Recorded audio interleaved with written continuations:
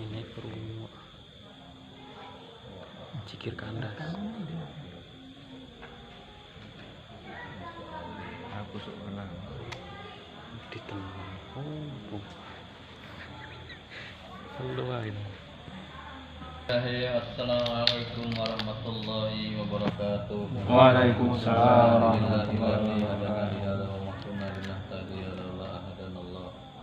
Alhamdulillahilladzi arsala rasulahu bil huda wa dinil haqq liyudhhirahu 'ala dini kulli walau karihal kafirun.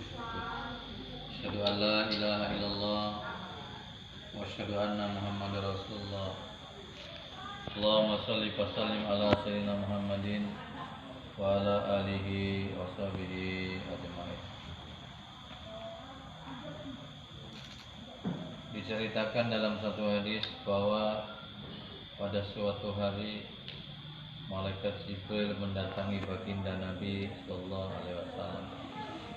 Karena beliau adalah seorang nabi, maka beliau sering didatangi oleh malaikat Jibril. Malaikat Jibril ini adalah gurunya baginda Nabi sallallahu alaihi wasallam, menyampaikan ilmu, wasiat, hikmah, arahan-arahan dari Allah Subhanahu wa taala langsung. Maka seorang manusia itu harus berguru untuk menyampaikan ruhnya kepada Allah Subhanahu wa taala, supaya membimbing ruhnya dengan nasihat-nasihat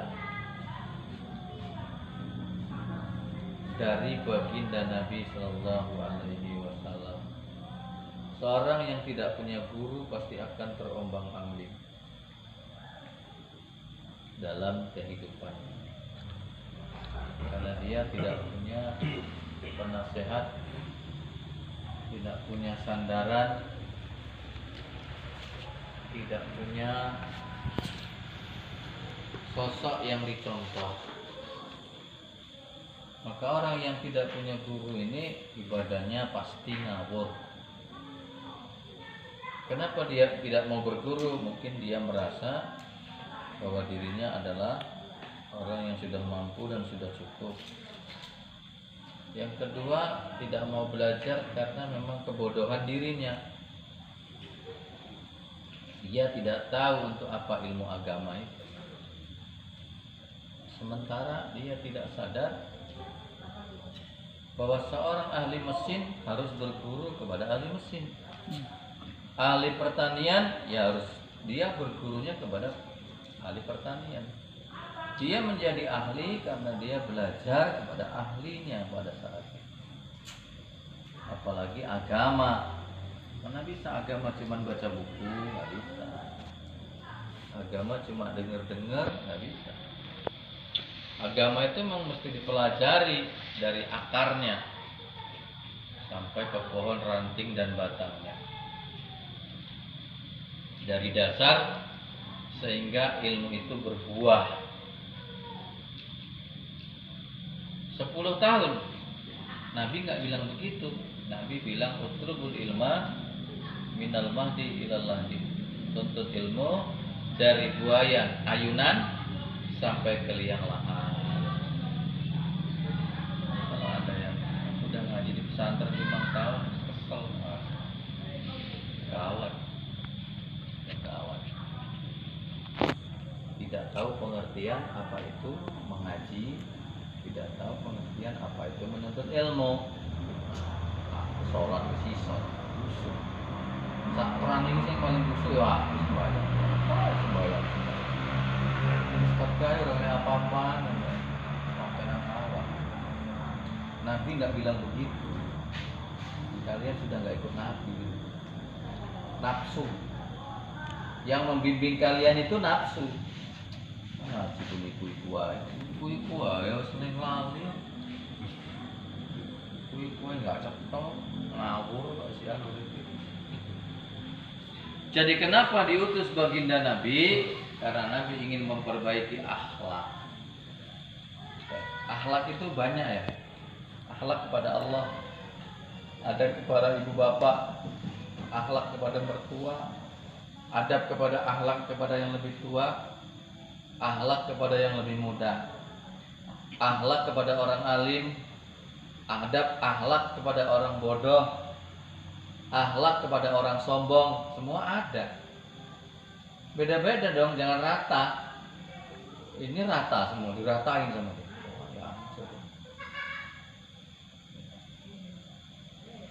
Akhlak dan adab itu adalah sama. Untuk itulah baginda Nabi datang, berusaha sekuat tenaga,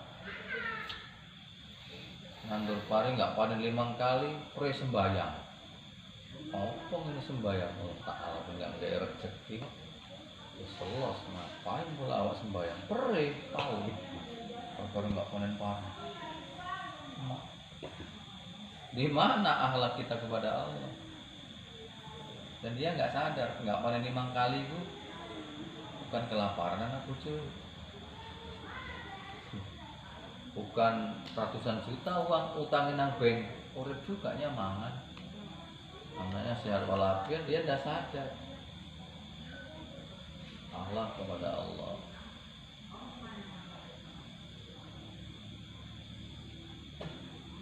Akhlak kepada orang tua, akhlak kepada guru. Kata Allah, ittabi'u man la yas'alukum ajran wa hum muhtadun. Ittabi'u man la yas'alukum ajran. Ikutilah orang-orang yang tidak pernah minta imbalan kepada kamu. Wa hum muhtadun, mereka itu adalah orang-orang yang diberi petunjuk oleh Allah. Menyiapkan diri dan mempersiapkan diri untuk membina umat bukan urusan sepele toh. Duduk gak kerja, kerjanya cuma ngajari santri, sembahyang. Apa pikirmu mudah? Untuk dudukkannya itu puluhan tahun, diuji dengan berbagai macam ujian, belajar dengan berbagai macam disiplin ilmu. Mana enak kan? Kalau nggak percaya gantian ya. Aku sih mangkas. Seminggu lah. Kalau saya ngapa-ngapain kegiatan di pondok, ngajar, mama, bayang, ngajar santri, kayak ngelihat waktu lah nggak sarapan. Seminggu ya. Tahan nggak seminggu ya? Pusing mangkas, aku tahan mangkas tak bodel ya. Itulah ini. Jangan sekali. Kalau tiap dino ngeliat duit pun dia oke duit. Tuh, kan soko. So tiap dino ngeliat duit ini duit. Ini kalau ngomong Pak Joko ini kalian sih boleh duit kok.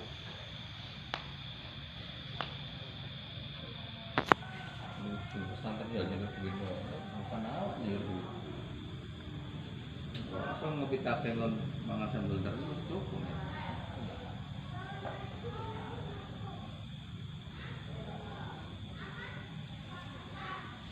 Jadi kata Nabi itu kun aliman au ta'aliman au muhiban au mustami'an wala takun li qaumi sifat alim. Jadilah kamu orang alim, maksudnya tidak bisa jadi orang lain. Jadilah orang belajar sampai mati. Asu, ngerti asu namanya? Melu ashabul kahfi masuk surga. Asu, itu asu. Jadi diajak ya api kon melu ae angel to. Kon melu ae buntut, belok bareng-bareng. Asu melu pendakwah wae masuk surga. Masuk iya menungso melu.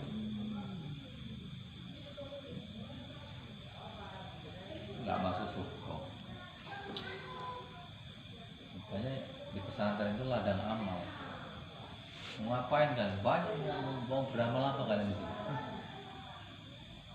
Banyak. Ladang amal. Dan itu banyak yang tidak sadar. Wahum la yashkurun. Dan berjuang untuk agama ini Nabi dulu konsentrasinya mau dibunuh loh. Pamannya mau bunuh, tetangganya mau bunuh, dilemparin, dicaci maki, dihina, dibilang anta majnun, gila kau tukang sihir. Ya. Dibilang dua, tukang sihir sama majnun. Kenapa? Dikala itu ilmu-ilmu permistikan dan ilmu-ilmu sihir itu luar biasa. Maka ketika baginda Nabi mendapat mukjizat dari Allah, bisa melebihi daripada ilmu-ilmu sihir mereka, gantian mereka membolak-balikan fakta, dia tukang sihir. Padahal mukjizat tadi mengimbangi sihir, lebih hebat daripada sihir. Dan itu adalah langsung dari Allah, itulah wahyu dari Allah, mukjizat namanya.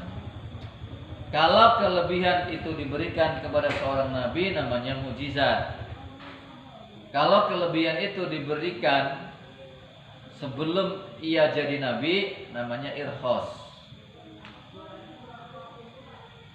Kalau keistimewaan dan kelebihan itu diberikan kepada orang, ya, kepada para wali-wali Allah yang dekat kepada Allah, itu namanya karomah. Kalau keistimewaan dan kelebihan diberikan kepada orang yang beriman dan beramal soleh, itu namanya ma'unah, pertolongan dari Allah. Ma'unah. Jadi kalau kelas-kelas kiai ma'unah, kelas-kelas ustadz ma'unah. Kelas jamaah, Pak. Hah? Kelas jamaah. Kelas jamaah namanya i'anah, pertolongan. Jadi i'anah itu adalah pertolongan dari Allah. Ya, ditolong oleh Allah karena ada jaminan, Allah menjamin. Ya. Kata Allah dalam Al-Qur'an, Allah berfirman, ya.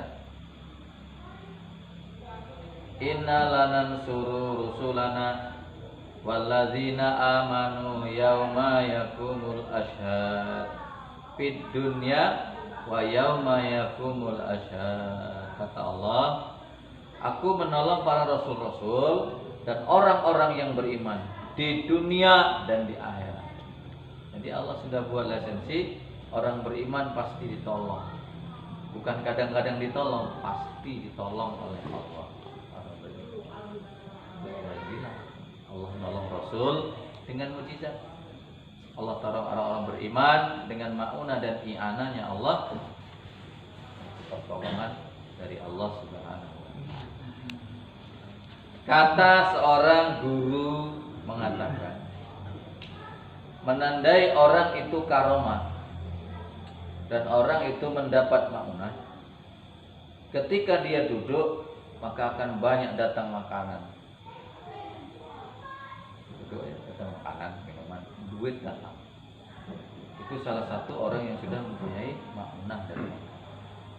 Tidak bisa diimbangi. Tidak bisa kau nyamar pakai serban, pakai jubah, terus kumat kamit menutup metu duit tak kau nggak bisa. Itu memang sudah tadi wahud muhtadun. Mereka itu sudah diberi petunjuk oleh Allah dan ditenangkan hatinya. Dan dibisikkan janji-janji Allah itu langsung ke dalam hatinya. Makanya nggak peduli mau dibunuh, mau dipuji, mau dihina, mau yang ngaji satu orang, nggak ada masalah. Nggak ada masalah. Jelek kowe njawab nang ngomong tau sing ngenturi duit wae aku wis karomah. Jadi ma'unah gitu. Ma'unah itu dari mana? Allah. Manusia enggak tahu. Allah yang memberi ma'unah kepada dia. Anu Pak, enak buat ngarani ma'unah mutmainah itu tidak? Ma'inah lah. Mutmainah. Mutmainah kan tenang. Boleh. Maka baginda Nabi Sallallahu Alaihi Wasallam datang memperbaiki ini, perbaiki semua cara-cara hidup yang tidak cocok dan tidak sesuai dengan pri ketuhanan, pri kemanusiaan dan pri kebinatangan. Kenapa? Ketika baginda Nabi diutus, hukum menyembelih saja itu diatur. Sembelilah hewan dengan pisau yang tajam, usahakan menghadap kiblat, hukumnya sunnah. Lihat. Kemudian potonglah 3 urat aliran darah, aliran napas, aliran makanan, pakai yang tajam. Nggak boleh dikeplekkan di pohon kelapa. Baca bismillah karena Allah sayang kepada binatang itu. Dengan syariat yang didatangkan oleh baginda Nabi, memotong dengan yang tajam pada lehernya, bukan pada yang lain-lain, karena disinilah ya, letak darah dan sebagainya, keluar penyakit dari darah tersebut. Penyakit kan awalnya dari darah. Kalau darah sudah penyakitan, ya dan kita berpenyakitan. Darah tinggi, darah rendah, darah muda, darah macam-macam, baru penyakitan. Gula darah sekarang, kanker darah keluar. Jadi sebahagian orang tidak pakai ini, maka datanglah syariat bagian ini. Ada yang hewan tidak sembelih, dicucuk dari sini, dipanggang, dimakan. Nah, ini kan, inilah yang dibetuli oleh Nabi, pri kebinatangan. Jangan kencing di lubang yang terbuka, mana tahu di situ ada semut, ada ular, ada cacing. Nggak boleh kita kencing di lubang, di lubang-lubang yang terbuka di bumi ini tidak boleh.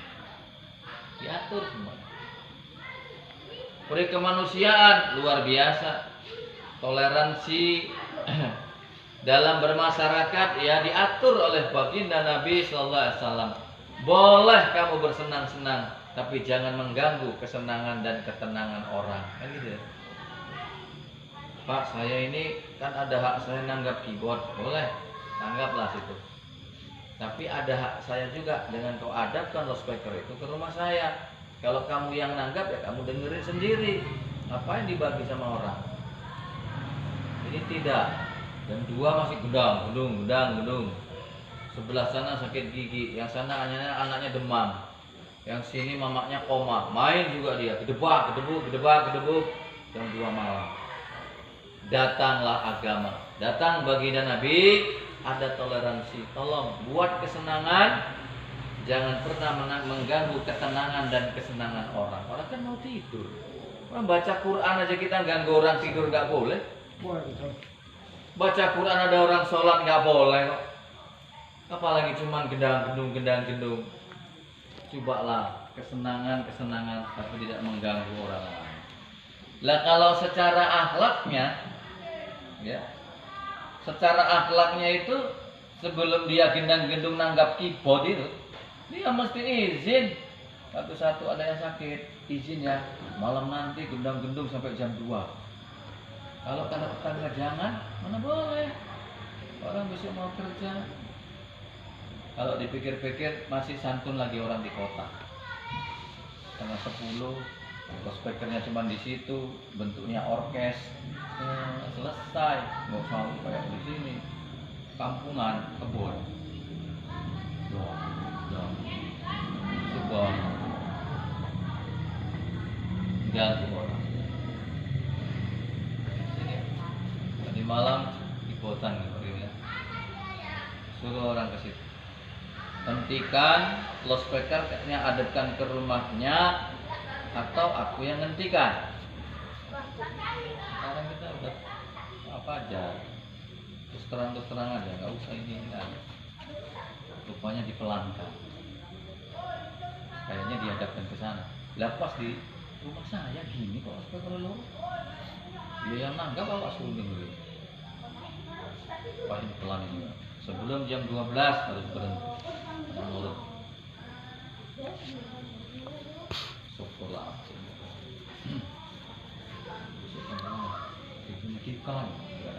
besok kan takut pada kuat. Kadang itu betul-betul. DPR aja tak SMS. Berhenti bang, malam ini. Berhenti. Orang sudah mau tidur, berhenti. Itu kan nggak boleh. Ya, secara masyarakat ya boleh. Tapi itu tadi lah, jangan masuklah ke telinga orang dia yang nanggap kok. Sudah permisi, yang na'udzubillahnya itu ada kemalangan nggak berhenti dia. Saya bayar. Berapa sih duit? 2 juta. Masih lebih berharga duit 2 juta lagi ketimbang rasa sayang cinta kita kepada tetangga yang sakit, yang meninggal. Terus pula dia sebelah sana meninggal, dia di sini pesta, nggak dihentikannya. Kalau keluarga aku udah tak balik-balik kan mejanya berhenti nggak kalian? Nggak ada ya otak kalian segitu. 2 juta, ya aku bayar. Nah ini tunggu 2 juta, berhenti itu. Gila kok sama duit. Ini baru gimana? Ini Nabi itu datang membina akhlak manusia. Membina akhlak manusia, mengarahkan manusia kepada bertuhan, kepada Allah. Datang satu saat malaikat Jibril kepada baginda Nabi. Tentunya seorang nabi kalau datangi malaikat Jibril ya sudah biasa. Kok enggak datangi malaikat Jibril ya? Ijrail teko baru pantes. Enggak bukan. Jibril enggak pernah ngitung ya. Pangkatnya sampean opo? Kok Jibril suruh datang ke rumah sampean? Ngapain? Enggak ada urusannya sama kalian. Yang teko malah Israel. Assalamualaikum. Berkata malaikat Jibril alaihissalam kepada baginda Nabi, ya Muhammad, Rasul, isma syi'ta fa innaka mayyitun. Hidup suka hati silahkan, tapi ingat wahai Nabi, fa innaka mayyitun, engkau bakal menghadapi kematian. Jadi datangnya baginda Nabi, datangnya malaikat Jibril alaihissalam kepada baginda Nabi ini mengajarkan kepada kita, mau ngajarin kita sebetulnya. Tapi waktu itu objeknya adalah baginda Nabi. Ya Nabi, ya Muhammad Rasulullah, masyita, hidup suka hatimu. Masyita itu suka hati, suka hatimu hidup nggak apa-apa. Tapi ingat ancaman. Sesungguhnya engkau akan menghadapi satu kematian. Besok, lusa, hari ini yang akan datang, mati itu akan datang kepada kita. Dan akan datang di setiap rumah-rumah kita. Dan akan datang kepada setiap diri kita. Akan meninggalkan alam yang fana. Alam yang ketika dilihat sepertinya nyata, tapi sebetulnya penuh dengan kepalsuan dan tipu daya. Jebong melihat orang naik Pajero, alangkah bahagianya orang di dalam Pajero itu punya Pajero. Begitu keluar rupanya Pajero ini nyilih, nggak tahu. Ya kita lihat kayaknya bener padahal enggak. Ketika ditanya Pajeronya sudah nunggak 5 bulan, udah nggak sanggup mau ditarik dealer. Kita lihatnya sepintas saja beneran kayaknya. Makanya alam fana ini. Alam maya, namanya alam maya. Alam maya ini alam bayang-bayang. Memang badan dan zahir kita ini menapak di bumi ini, tapi banyak sekali sesuatu yang kita lihat dengan mata bukan itu yang sebenarnya. Senang ya, aku lagi bocor dengan Silpapa, wong ayu, senyum. Rupanya galak heran, gak weruh gitu. Semua anak itu gak betah. Kan kita nengok waktu dia lewat sepintas lalu. Iya. Cantik semua, masya Allah, tujuh isi pola. Rupanya itu kan dodolan apem. Perlu kita parfum. Apa yang kita lihat kan bukan itu yang sebenarnya. Makanya alam maya, kita pernah belajar alam maya itu apa? Alam yang fana. Guanteng, naik mobil, semuanya rental, sak jas-jasnya. Kirawan gubernur eksekutif muda yang handal dan yang berhasil, rupanya 2 bulan kemudian kedengeran lari ke Rio utangnya oke. Malam itu 2 bulan yang lalu kita bilang dia kaya. 2 bulan kemudian sudah dengar kita lari, kami oke nggak sanggup bayar bank. Lah, sing tenanan rupane miskin mbek unini. Elek-elek ngono duwite oke, lek krungu lemah digadekno dhek gade tuku. Oh, mbok lemah itu. Malah tenanan, nggak lari-lari nanti-nanti. Tenanan. Cuma sepele sama orang-orang gitu. Iya nggak toh? Ngapa ya? Ngelek. Jadi dunia ini toh, apa yang kita lihat belum tentu itu yang sebenarnya. Maka jangan pernah terpesona dengan dunia ini, karena dunia ini digambarkan ketika baginda Nabi berisra Mi'raj itu seperti orang yang tua memakai gincu, berdandan rapi. Riko lek mbah Sangkar dandan gincu wadaan, riko tertarik apa gila? Seperti itulah dunia. Sudah tua tapi dipoles-poles supaya nampak keren dan keren. Itu dunia. Mbak Sangka, gemai kopi. Kang Rukimin, walah bah. Oh iya. Dunia seperti itu. Ya Muhammad, ada nenek-nenek yang berdandan.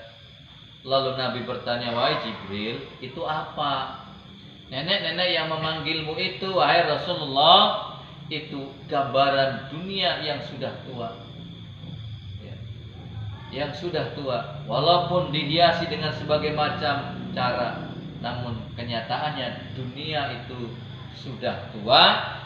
Menarik sih tidak, hanya orang-orang yang tidak teliti dan orang-orang yang tidak sadar akan terjebak oleh permainan-permainan dunia. Oh begitu ya Jibril, ya.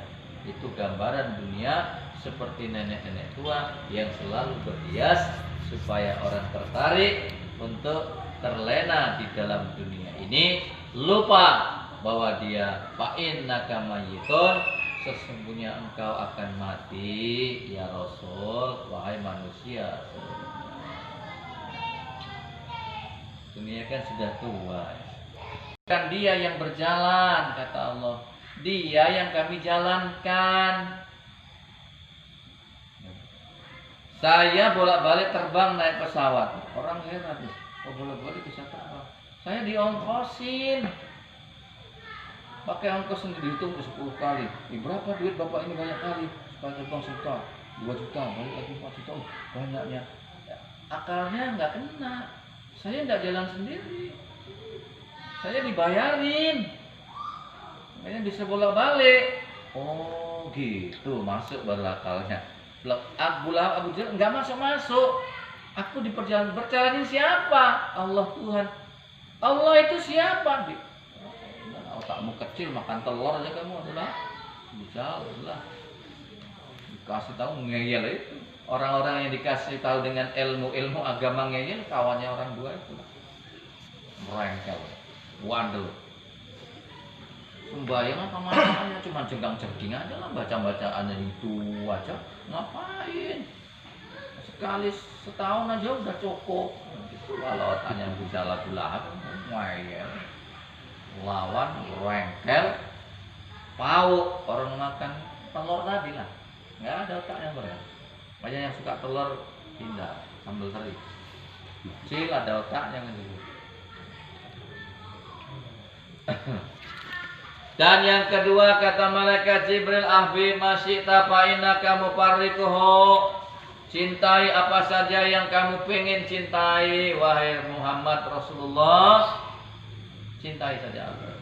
Fa'inaka mufarrikuhu, karena sesungguhnya hakikatnya kamu akan berpisah dengan yang kamu cintai itu. cinta kepada harta, kecewa kita.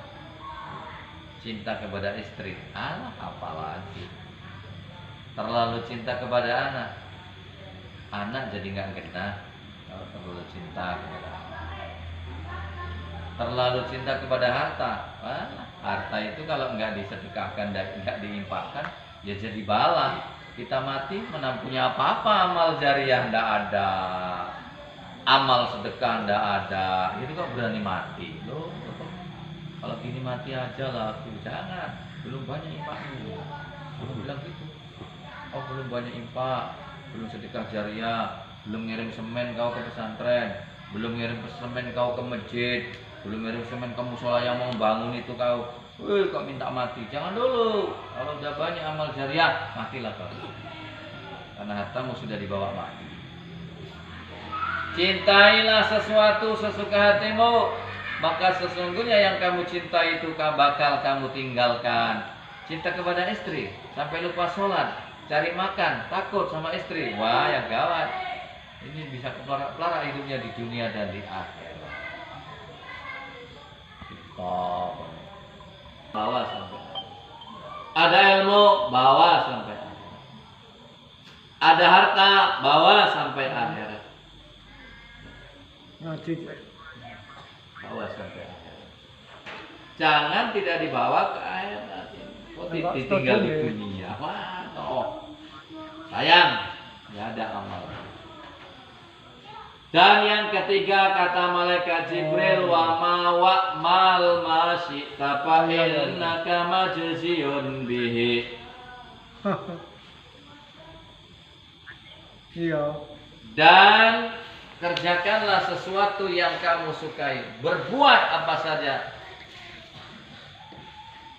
Tapi ingat, sesungguhnya perbuatan itu akan dibalas oleh Allah, cepat atau lambat, kecil atau besar, dibalas di dunia atau di akhirat nanti.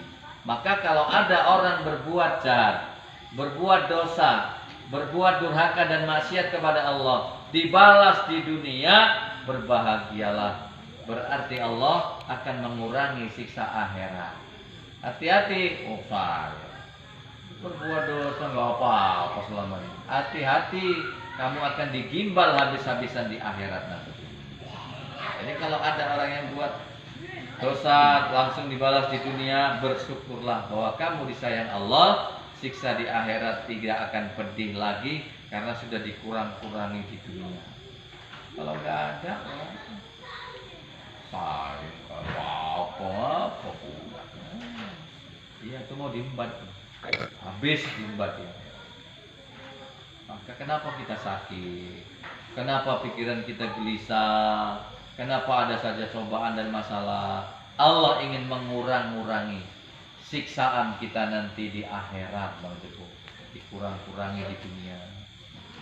Begitulah sayangnya Allah kepada kita umat manusia, khususnya umat baginda Nabi Sallallahu Alaihi Wasallam. Wa'lam anna syarafal mu'minin qiyamuhu billail. Ketahuilah bahwa yang mulia daripada orang-orang mukmin itu adalah orang-orang yang berdiri waktu malam untuk sholat. Qiyamul lail yaitu tahajud malam berdiri. Itulah semulia-mulia mukmin. Jaga tahajud walaupun cuma 2 rakaat. Allahu akbar, warahmatullahi wabarakatuh. Gedebuk tidur lagi. Jangan cuma kencing Pak gini. Habis kencing, itu pun harus tidur kan ada wudhunya. Siapa mati dalam keadaan berwudhu, maka dia akan mendapat pahala mati sahih. Pahalanya aja berpahala. Itu pahala mati sahih. Wa anistighna'uhu aninas wa izzahu istighna'uhu aninas. Dan yang agung, yang mulia adalah mereka yang mereka itu tidak butuh kepada manusia. Artinya tidak menyusahkan manusia, tidak mengadukan masalahnya kepada manusia, tidak sikit-sikit dia mengadu kepada manusia. Dia itu mengadu kepada Allah tentang segala hal ihwalnya. Kepada manusia hanya pantas ia meminta nasihat kepada guru-gurunya bukan kepada orang-orang yang tidak tepat. Kenapa? Karena menceritakan masalah sekarang ini kalau tidak tepat pada orangnya akan berkembang kemana-mana. Saya pernah kena nih. Saya anggap dia ini seperti guru, usianya di bawah saya, guru. Saya anggap dia sudah guru lah. Tapi di luar dugaan saya. Begitu saya ceritakan bocor sama orang. Astagfirullah. Semenjak itu saya nggak berani cerita yang penting-penting sama manusia. Bukan putih, sembahyangnya rajin, luar biasa. Kita anggap dia orang solih lah. Begitu diceritakan, mungkin dia ini orang yang dikasih hidayah sama Allah. Saya ceritalah sama dia, paku, sampai semua innalillahi wa inna ilaihi raji'un. Semenjak saat itu nonton bisa dipercaya. Semua sampai lu kenceng juga waras. Payah cari orang waras. Hadis ini diriwayatkan oleh Imam Baihaqi daripada Jabir. Ya, yang pertama tadi, hidup suka hatimu kalau sesungguhnya kau akan mati. Cintai sesuatu itu, silahkan saja, sesungguhnya kamu akan berpisah dengannya. Dan Nabi pernah memikirkan dalam satu hadis, ahbib habibaka haunama asa ayakuna baridoka yauma. Abghid baridoka haunama asa ayakuna habibaka yaumama. Cintailah sesuatu itu sekedarnya saja.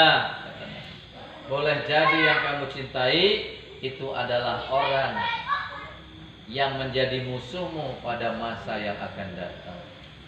Dan bencilah seseorang itu sekedarnya saja. Jangan sampai ngitung-ngitung. Wah, 7 turunan nyumpai segala macam. Boleh jadi yang kamu benci hari ini, dia akan menjadi teman baikmu, menjadi sahabatmu pada masa yang akan datang. Itu nasihat Nabi. Maka cintai dunia sekedar saja, karena dia akan kita tinggalkan. Cintai Honda Supra sekedarnya saja, karena dia akan kita tinggalkan. Cintai mobil Katana dan Avanza sekedarnya saja, karena dia juga akan kita tinggalkan. Dan cintai dan sayangi Plekenut Mutmainah itu sekedarnya saja, karena Plekenut Mutmainah juga akan kita tinggalkan. Siapa yang tidak meninggalkan kita dan tidak kita tinggalkan, yaitu ilmu dan amal, dan Allah Subhanahu wa ta'ala tidak pernah meninggalkan kita walaupun kita sering meninggalkannya. Tidur kita terpejam, tidak berzikir hati kita, vakum, lalai, Allah tetap perhatikan kita karena Allah tidak pernah tidur. Ya. Allah tidak pernah ngantuk, apalagi tidur. Yang ngantuk nguap itu kita, yang tidur itu kita. Makanya Allah tidak tidur. Tengok itu Bang Cukung tadi, ini mau tidur tadi, ini berwudu enggak? Hidup enggak hatinya waktu mau tidur ini, zikir enggak dia?